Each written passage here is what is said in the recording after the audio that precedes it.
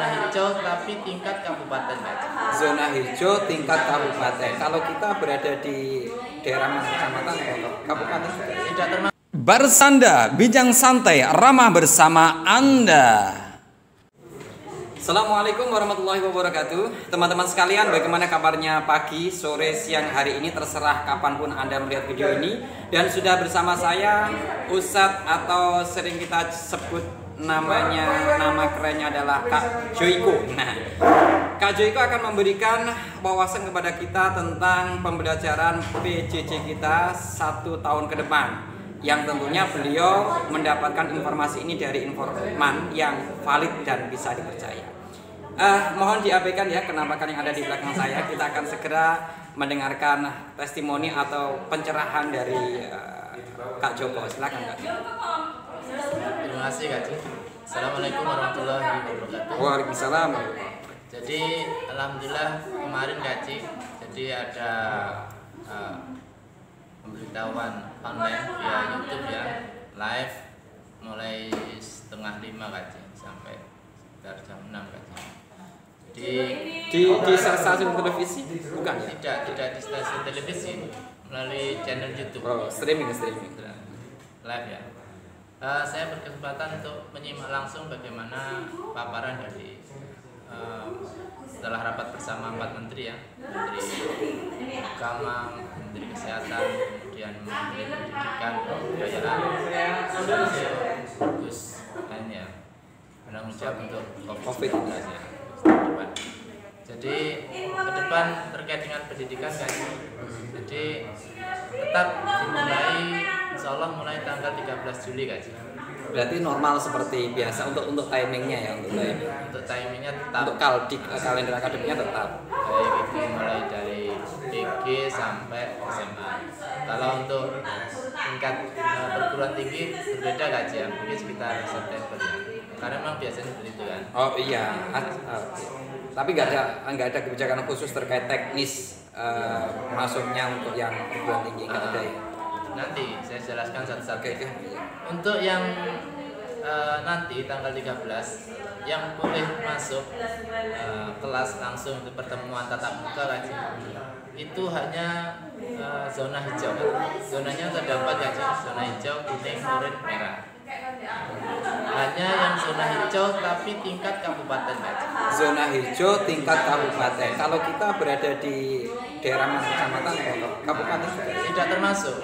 Misalnya di Sidoarjo, kecamatan Sidoarjo itu hijau, di kecamatan lain masih merah atau kuning, maka tidak diizinkan oleh pemerintah baik dari Dinas maupun dari kabupaten, tidak boleh mengizinkan.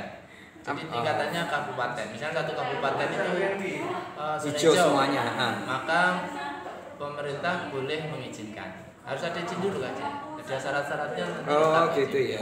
Jadi wacana untuk bergilir masuk itu belum ini ya, belum. Jadi tanggal 13 nanti yang boleh masuk tingkat SMP sama SMA yang zona hijau. Itu kalau dihitung satu Indonesia itu seluruh Indonesia itu hanya 6% gaji. Hanya 6%. Yang 94 masih zona kuning sama zona. Dan kita ini kita bicara termasuk yang mungkin bisa zona merah.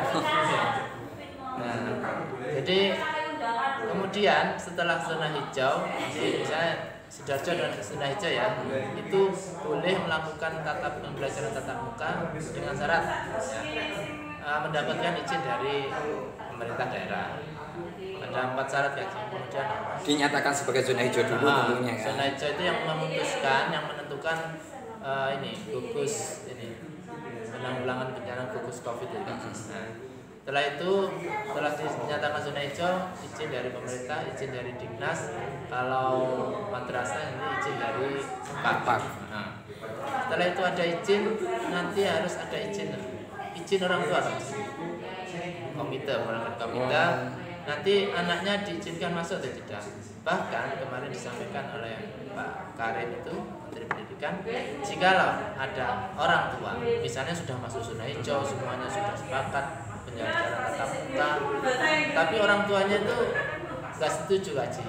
Saya khawatir anak saya nanti ketularan, maka boleh anaknya DDR.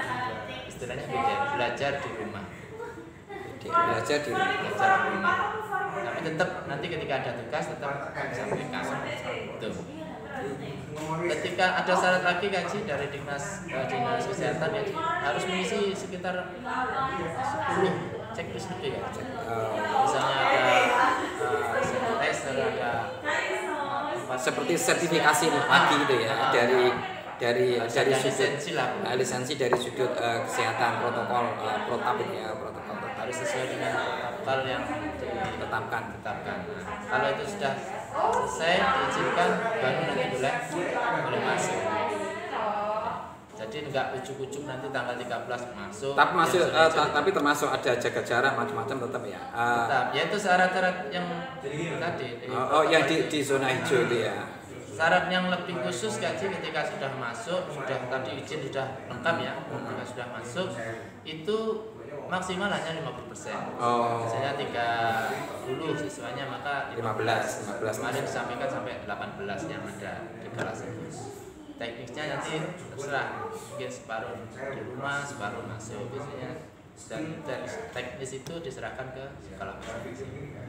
Ada himbauan khusus nggak? Artinya dari orang tua itu himbauan khusus dari pemerintah untuk memberikan kewajibannya kepada sekolah sebagaimana layaknya pembelajaran normal. Karena kita juga dilematis nih, artinya orang tua yang memberikan pembelajaran mendampingi di rumah.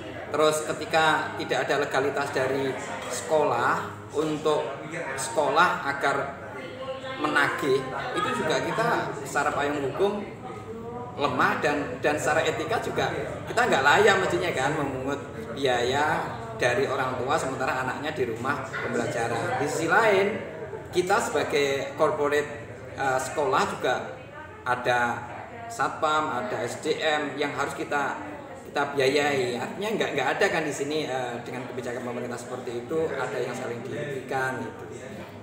Gimana?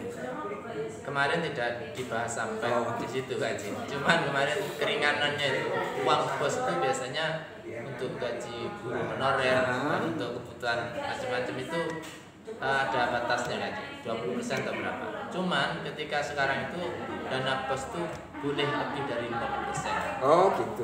Untuk honorer, untuk misalnya untuk beli pulsa. Beli pulsa itu tidak hanya untuk guru gaji.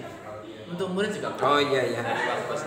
Artinya kan ada sumbangsi pemerintah dengan kebijakan ini untuk mensubsidi atau memberikan sesuatu yang biasanya diberikan. Ya dari uang pos tadi boleh diberikan pulsa untuk wali murid juga. Itu gaji. Dan setelah misalnya SMA masuk gaji, setelah 2 bulan berikutnya baru SD kan. Setelah ada pernyataan zonanya hijau, setelah memenuhi lisensi protokoler tadi, SMA SMP masuk. SMA SMP dulu. Nah, 2 bulan berikutnya kalau tidak ada perubahan zona, tetap zona hijau. SD 2 bulan berikutnya masuk. Oke. Setelah itu 2 bulan berikutnya jadi ada jeda waktunya 2 bulan diulang. Untuk perguruan tinggi tetap menggunakan sistem daring. Benar. Jadi teman-teman sekalian tetap kita menjaga kondisi vitalitas atau fitness kita dengan jangan lupa untuk berpola hidup sehat dan berdisiplin diri melakukan prosedur tetap yang dianjurkan pemerintah. Jangan lupa untuk kosong. Yes. Ya, next. Oke.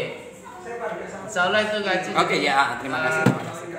Semoga nanti kita bisa melaksanakan pelajaran ini dengan baik gaji. Kemarin juga ditanyakan beberapa yang tanya bagaimana untuk daerah yang black spot itu atau tidak ada sinyal. Kan mungkin beberapa sekitar 40% gaji wilayah Indonesia itu masih blank spot, tidak ada sinyalnya gaji. Kalau di pasir itu kan biasanya ditulis itu titik street wifi. Itu mungkin bentuk protes dari saudara-saudara kita yang ada di pelosok gitu ya.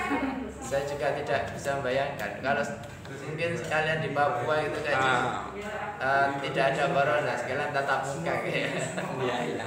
Tapi gini loh Kak Joko, ya artinya memang kalau kita melihat realitas di desa itu memang relatif tidak berdampak. Artinya dari segi produsen, dari segi produksi mereka masih produksi, dari segi produsen mereka masih berproduksi makanan pokok gitu ya. Terus kemudian mobilisasi masyarakat juga masih normal saja karena nggak ada yang berkepentingan ke kota dan seterusnya. Artinya ketika mereka tidak disuguhkan informasi yang seheboh ini mungkin akan fine-fine saja gitu ya. Tapi sekarang tidak bisa seperti itu kan. Semuanya harus ada izin dari pemerintah. Jadi kalau misalnya tingkat kabupaten, kabupatennya masih zona merah, tapi desanya juga termasuk zona merah. Otomatis ya, otomatis. Baik, teman-teman sekalian, seperti itu yang bisa disampaikan oleh Ustadz Joko. Dan kita berharap tentunya teman-teman sekalian, tentunya kita bisa memberikan pelayanan selama daring, tidak mengurangi esensi kita ketika kita berada di sekolah secara live.